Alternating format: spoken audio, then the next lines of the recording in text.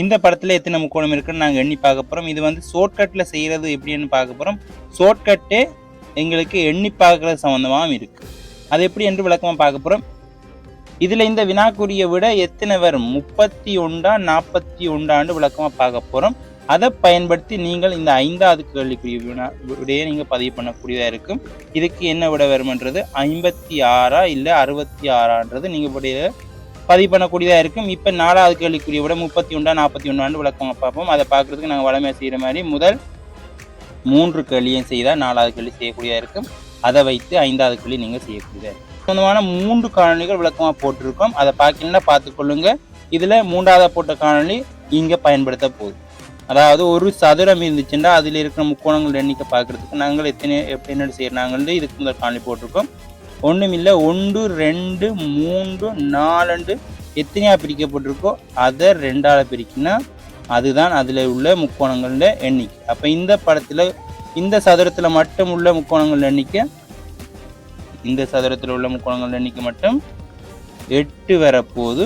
அதே மாதிரி இன்னொரு சதுரம் இருக்கு, அதாலையும் ஒரு 8 வரப்போகுது. புரியுமா நினைக்கிறேன். ஒரு சதுரத்தால் 8 முக்கோணம் வந்திருக்கு. அப்போ இன்னொரு சதுரத்தாலையும் இன்னொரு 8 வந்திருக்குது. இப்போ 2 8ஐயும் கூட்டினோம்னா 16 வந்துருக்கு. இப்போ 2 சதுரத்தாலையும் ஒரு சதுரத்தால் 8 இதுக்கு முதல் காலையில் விளக்கமாக போட்டிருக்கோம். அதை பார்க்கல பார்த்துக்கொள்ளுங்க. பார்த்துட்டு வந்தால் இலகுவாக இருக்கும். வேண்டாம் நான் டிஸ்கிரிப்ஷனில் லிங்க் தரேன், பிளேலிஸ்ட்லேயும் இருக்கும், ஐகார்ட்லேயும் தரேன். இப்போ இதில் முதலாவதுல 8 ஒரு சதுரத்தால் 8, அடுத்த சதுரத்தாலையும் இன்னொரு 8, அப்போ 16 வந்திருக்கு. இந்த ஒரு சதுரத்தால் 8ன்றதை ஞாபகம் வச்சுக்கொள்ளணும். எத்தனையா பிரிக்கப்பட்டிருக்கு அது இந்த 2 மடங்கு. அப்போ 8ன்றது 8, அடுத்தது 8, 16 வந்திருக்கு. ஆனால் 16 மட்டும் விட இல்லை, இங்கே இன்னொரு முக்கோணங்கள் வரப்போ அதான் சொன்னோம். ஷார்ட்கட்டோடு சேர்த்து எண்ணி பார்க்குறதையும் பயன்படுத்த போகிறோம். ஷார்ட்கட்டோடு சேர்த்து எண்ணி பார்க்குறதையும் பயன்படுத்த போகிறோம். 16ஓடு சேர்த்து இன்னொரு முக்கோணங்களும் வரப்போகுது. அது என்னென்று பார்ப்போம்.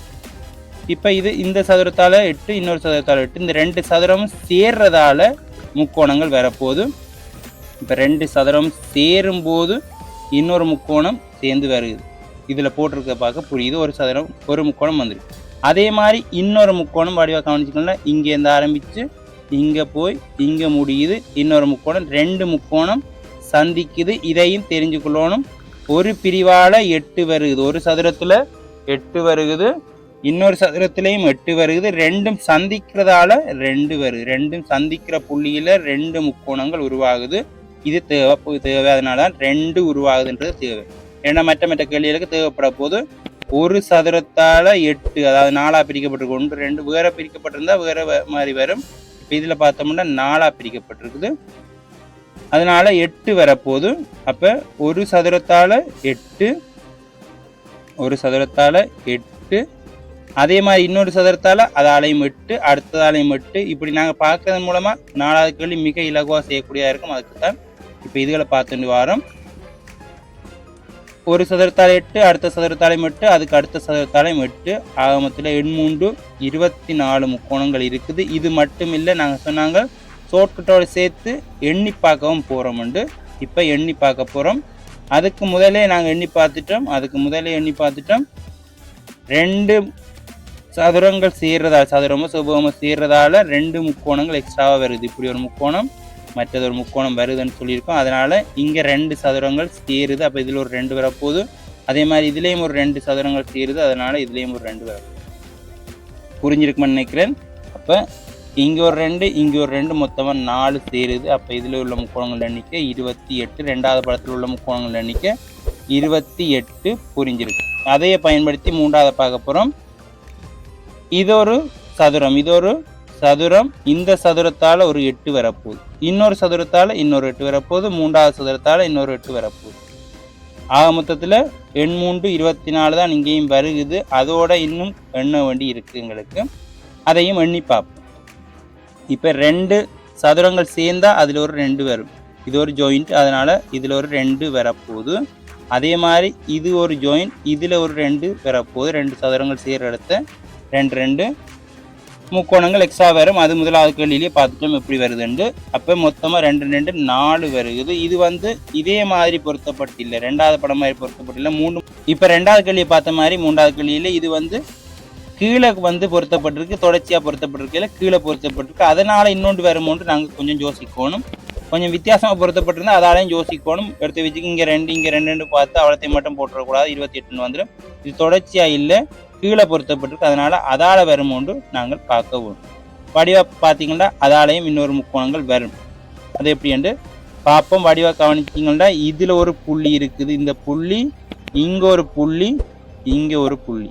இந்த 3 புள்ளிகளையும் இணைச்சா ஒரு முக்கோணம் வருகுது. இந்த 3 முக்கோணத்தையும் சேர்த்து புரியும் நினைக்கிறேன். இதில் ஒரு புள்ளி, இதில் ஒரு புள்ளி, இந்த மூன்று புள்ளிகளையும் சேர்த்தா இதில் ஒரு முக்கோணம் வருகுது. 3 முக்கோணத்தையும் சேர்த்து ஒரு முக்கோணம் எக்ஸ்ட்ராவாக வருகுது. அப்போ இதோட இன்னொன்றை கூட்டணும். கூட்டினோம்னா 28 மூன்றும் 29 முக்கோணங்கள் இருக்குது.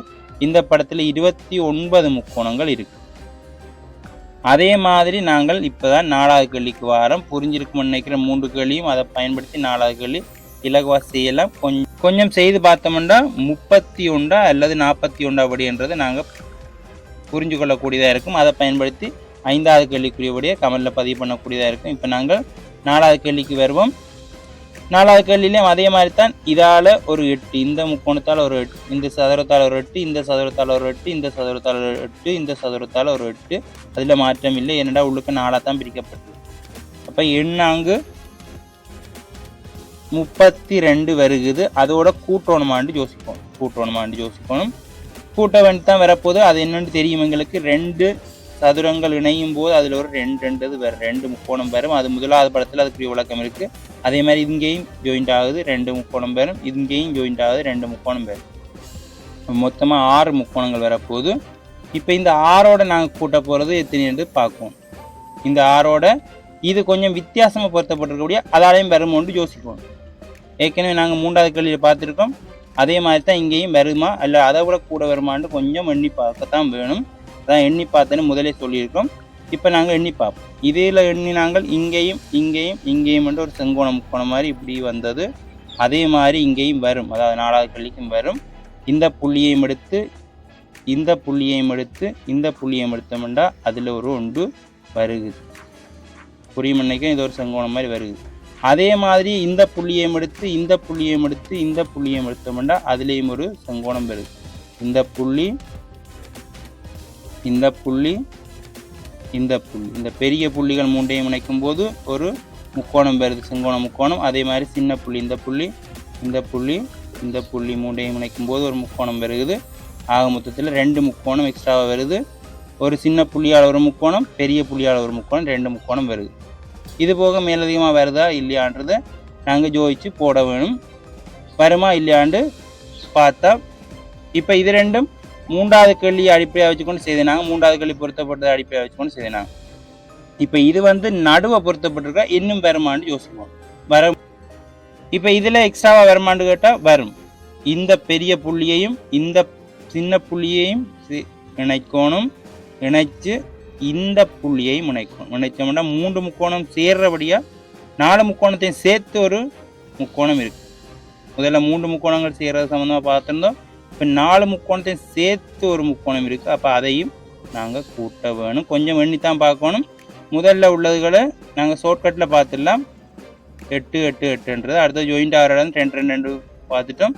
பிறகு 3 முக்கோணம் ஜாயிண்ட் ஆகிறதால வருமா, 4 முக்கோணம் ஜாயிண்ட் ஆகிறது வருமானு எண்ணித்தான் பார்க்கணும். இப்போ 32ஓட 6 கூட்டினோம்னா 38 38ஓட 3 கூட்டினோம்னா 41 முக்கோணம் இருக்குது. 41 முக்கோணம் இருக்குது. அப்போ இதுக்குரிய விட வந்து 41. 4வது கேள்விக்குரிய விட வந்து 41 முக்கோணம். இந்த படத்தில் 41 முக்கோணங்கள் இருக்குது.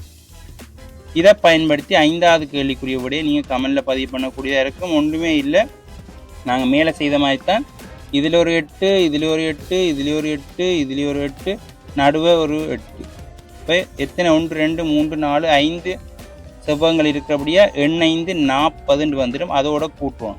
இப்போ 2 ஒரு தனித்தனி சதுரங்களால் 40 வந்துட்டுது.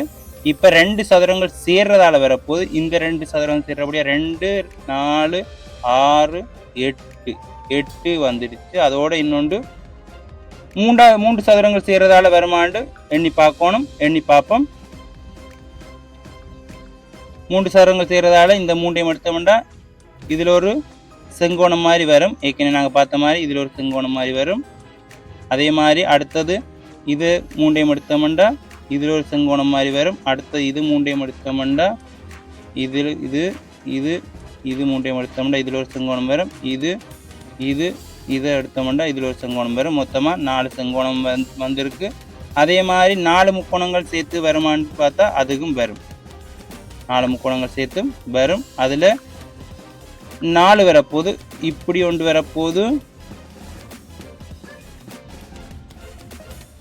இப்படி ஒரு படத்தில் வரப்போகுது.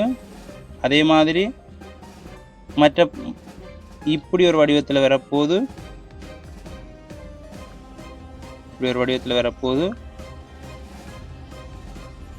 அதே மாதிரி மற்ற வடிவத்திலையும் வரப்போகுது. மற்ற வடிவத்தில் வரப்போகிறது இப்படி வரப்போகுது. அதே மாதிரி மேல் நோக்கி இப்படி வரப்போகுது. இப்படி 4 முக்கோணங்கள் சேர்த்து எக்ஸ்ட்ராவாக வரப்போகுது. முதல்ல தனித்தனி சதுரங்கள் சேர்த்து 40 வந்தது. அடுத்த 2 சதுரம் சேர்த்து 8 வந்தது. அடுத்த 3 சதுரம் சேர்த்து 4 வந்திருக்கு. அடுத்து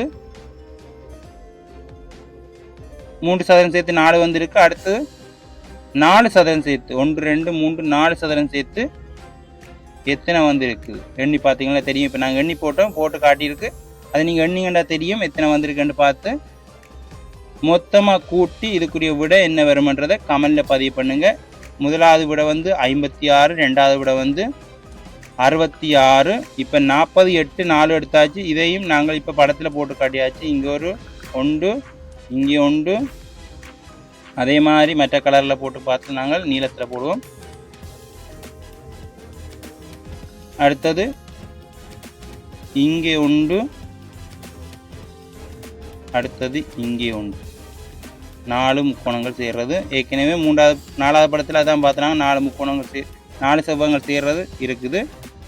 அதையே இங்கேயும் எடுத்திருக்கோம். அடுத்த 5 முக்கோணங்கள் சேர்றது இருந்தால் அதையும் நீங்கள் எண்ணி போடக்கூடியதாக இருக்கும். இப்போ 56 வருமா இல்லை 66 வருமா அல்லது 3வது வேறு ஏதாவது விட வருமானதை நீங்கள் கமெண்டில் பதிவு பண்ணுங்கள். நாங்கள் தொடர்ச்சி அடுத்தது காணொளியோடு சந்திப்போம். இதே மாதிரி இன்னொரு கேள்வி இருக்குது. இன்னொரு படம் சம்மந்தமான வினா விளக்கம் இருக்குது.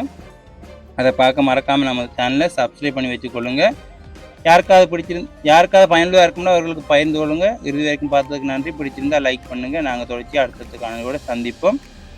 இது ஓரளவுக்கு பயனுள்ளதாக இருந்திருக்கும்னு நினைக்கிறேன். நாங்கள் அடுத்ததை பார்க்க போகிற காணொளி என்னென்னு பார்ப்போம். தவறாமல் 5வது கேள்விக்குரிய விட 56 இல்லை 66 இல்லாத வேறு ஏதாவது விடையான்றது கமெண்டில் பதிவு பண்ணுங்கள். நாங்கள் தொடர்ச்சியாக அடுத்த காணொளியில் சந்திப்போம். அடுத்த காணொளியில் பார்க்க போகிறது இந்த முக்கோணங்களில் இந்த படத்தில் உள்ள முக்கோணங்கள் எண்ணிக்கை என்னன்றதை பற்றி நாங்கள் விளக்கமாக பார்க்க போகிறோம். இதை நாங்கள் எண்ணி பார்த்தும் போடலாம், இல்லை ஷார்ட்கட்லையும் செய்யலாம், பல வழியில் செய்யலாம். இந்த ஷார்ட்கட்டில் செய்கிறது எப்படின்றதை பற்றி தான் இந்த அடுத்த காணொளியில் விளக்கமாக பார்க்க போகிறோம். இந்த படங்களுக்கு இதை பார்க்க நம்ம சேனலில் மறக்காமல் சப்ஸ்கிரைப் பண்ணி வச்சுக்கொள்ளுங்க. நாங்கள் தொடர்ச்சியாக இது சம்மந்தமான ஷார்ட்கட் விளக்கத்தோடு அடுத்த காணொளியில் சந்திப்போம்.